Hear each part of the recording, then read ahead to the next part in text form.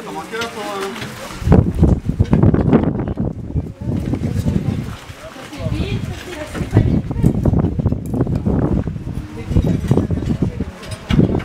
y a des choses qui vont être mises en place pour ce qui se prépare dans les prochains jours parce qu'il est prévu qu'il y ait quand même des orages. Oui, alors on est avec les services de secours que sont le SDIS, hein, les services des pompiers et effectivement les services de sécurité qui est la gendarmerie. Oui, on est sur le qui-vive entre guillemets.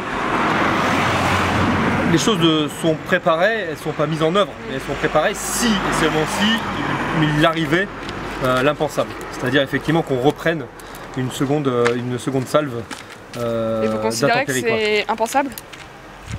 La probabilité est faible, mais bon.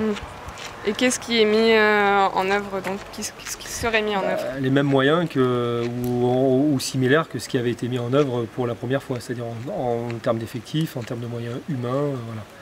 Avec une problématique que nous sommes en plein mois d'août. Ouais. Période de congé, période à ce que les pompiers, ce sont que des pompiers volontaires, donc voilà, qui sont aussi partis, etc. etc.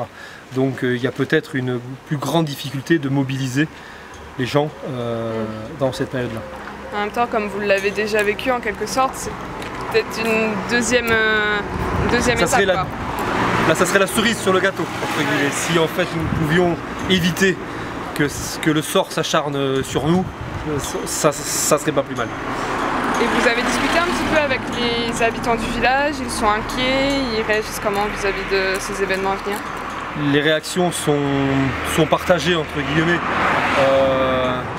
Vous avez ceux qui sont forcément très énervés aussi de la situation, de leur propre situation, et ce qui est totalement compréhensible. Ceux qui sont après, qui prennent ça avec beaucoup de recul et beaucoup de philosophie, et ceux après qui sont déjà partis. Donc en fait, voilà, leur bien est sécurisé, mais ils sont aussi partis. Donc voilà, donc ne vivront pas forcément les choses de la même façon si, encore une fois et seulement si, nous avions un phénomène de la même ampleur qui revenait sur notre territoire.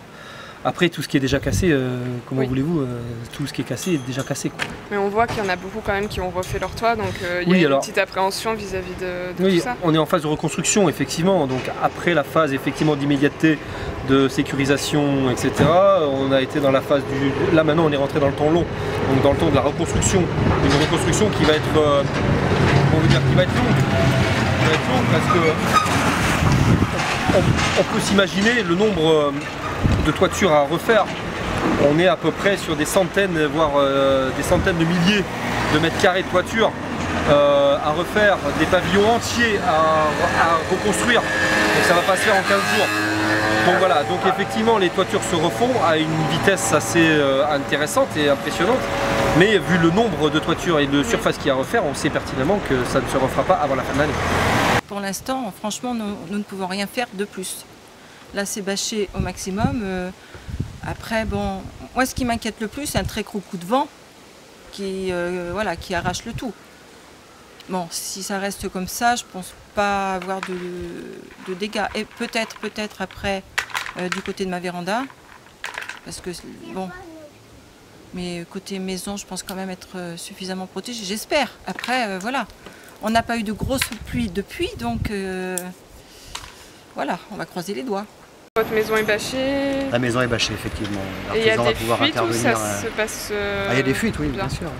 Du coup là, pour la pluie qui va arriver, il y a des choses que vous avez mis en place ou... Ben, écoutez, oui, bâche sur le toit et puis des seaux en dessous de chaque fuite. Voilà. Okay. C'est tout ce qu'on peut faire pour l'instant.